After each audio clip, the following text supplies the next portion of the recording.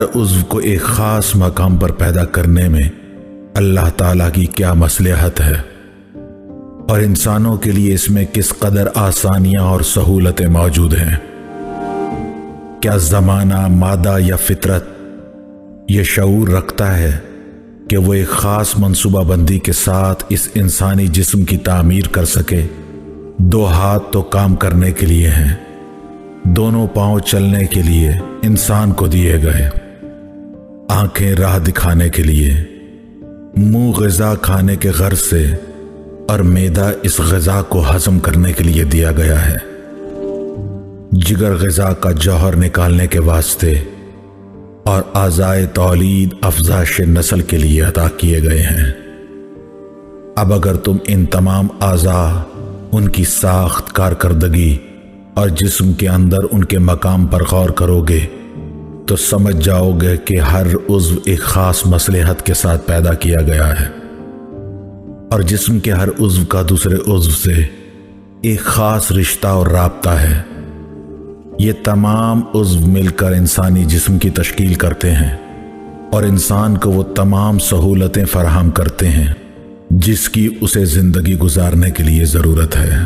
اے مفضل، ایسے لوگوں سے سوال کیا جائے کہ کیا طبیعت جو اس قدر عظیم اور بامصلحت کام اس قدر باریک بینی سے سر انجام دیتی ہے تو کیا وہ علم، ارادہ اور قدرت بھی رکھتی ہے یا وہ بے شعور و بے ادراک ہے اور اس میں قوت ہے نہ علم؟ اب اگر وہ کہتے ہیں اس میں علم، ارادہ اور قدرت ہے تو پھر انہیں خلق کرنے والی ذات اللہ کو ماننے سے کیا چیز روکتی ہے؟ اور اگر یہ اللہ کا انکار کرنے والے کہتے ہیں کہ طبیعت یعنی فطرت بے علم ہے، بے ارادہ ہے اور بے قدرت ہے اور بغیر کسی علم و قدرت کے چیزوں کو بنا دیتی ہے، تو یہ امر محال ہے کہ بے عقل، بے ارادہ، بے قدرت شے اس قدر علم و حکمت، مصلحت و باریک بینی کے ساتھ کسی صاحب شعور و ادراک شے کو تخلیق کرے۔ مفضل دیکھو، اصل بات یہ ہے کہ یہ تمام مخلوقات اللہ کی پیدا کردہ ہیں، جسے یہ لوگ طبیعت یعنی فطرت کہتے ہیں۔ یہ اللہ کا بنایا ہوا ایک نظام ہے جسے اس نے اپنی حکمت سے مخلوقات میں جاری کر دیا ہے۔ اے مفضل، ذرا اس بات پر غور کرو کہ کس طرح انسان غذا کو استعمال کرتا ہے، یہ غذا کس طرح اس کے لیے خوشگوار ہوتی ہے، کس طرح وہ کن مراحل سے گزر کر اس کے جسم کے ایک ایک حصے تک پہنچتی ہے اور کس طرح اس غذا کا جوہر اس کے جسم کا حصہ بن جاتا ہے۔ اس سارے عمل کے لیے پروردگار نے کس قدر عظیم و شان انتظامات کیے ہیں، اس میں اللہ تعالیٰ کی کس قدر حکمتیں اور تدبیریں شامل ہیں۔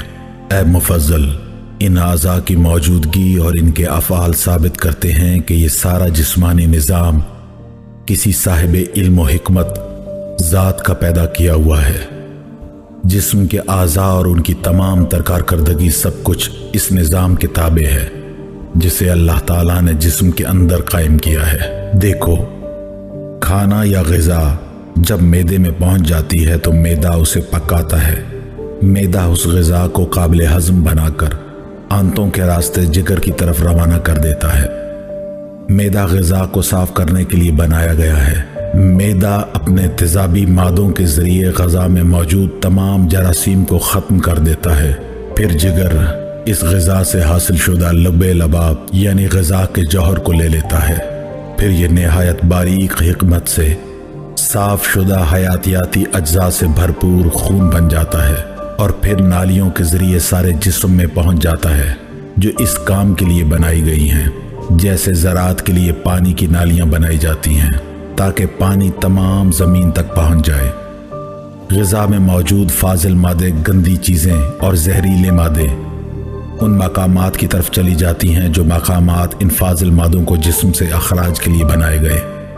اے مفضل، کیا تم نے کبھی اپنے جسم کے اندر بہنے والے خون پر غور کیا ہے اور یہ سوچا ہے کہ اس خون کو رگوں میں کس طرح بند رکھا گیا ہے، جس طرح پانی کو کسی برتن میں رکھا جاتا ہے؟ رگوں میں بند رہنے سے یہ خون محفوظ رہتا ہے اور جسم میں ادھر ادھر بے سبب بہہ نہیں جاتا۔ اے مفضل، ذرا دیکھو اور غور کرو کہ جس میں انسانی کی تخلیق میں اللہ تعالیٰ کی شان خلاقیت کی کیسی کیسی عظیم نشانیاں موجود ہیں۔ دیکھو کہ یہ تمام اعضاء کس طرح جسم میں اپنے لیے انتہائی مناسب مقامات پر تخلیق کیے گئے ہیں۔ یہ ظروف یعنی آنتیں، گردے اور مثانہ کس طرح تخلیق کیے گئے ہیں کہ یہ اپنے اندر فاسد مادوں کو جمع کریں، انہیں جسم کے باقی حصوں میں نہ پھیلنے دیں۔ اگر یہ فاسد مادے جسم کے دوسرے حصوں میں پھیل جائیں تو جسم میں زہریلے مادوں کے سبب بیماریاں پیدا ہو جائیں گی۔ تو کیا ایک بے جان مادے اور بے شعور طبیعت کے لیے یہ ممکن تھا کہ جسم انسانی کو انتہائی باریک بینی اور حکمت و مصلحت کے ساتھ تخلیق کرے؟ پس مبارک ہے وہ ذات جس نے اس قدر اچھے انداز اور محکم تدبیر کے ساتھ ان اعضاء کو پیدا کیا۔ اس کے لیے وہ حمد و ثنا ہے جس کا وہ مستحق ہے اور جس کا وہ سزاوار ہے۔ الحمدللہ رب العالمین۔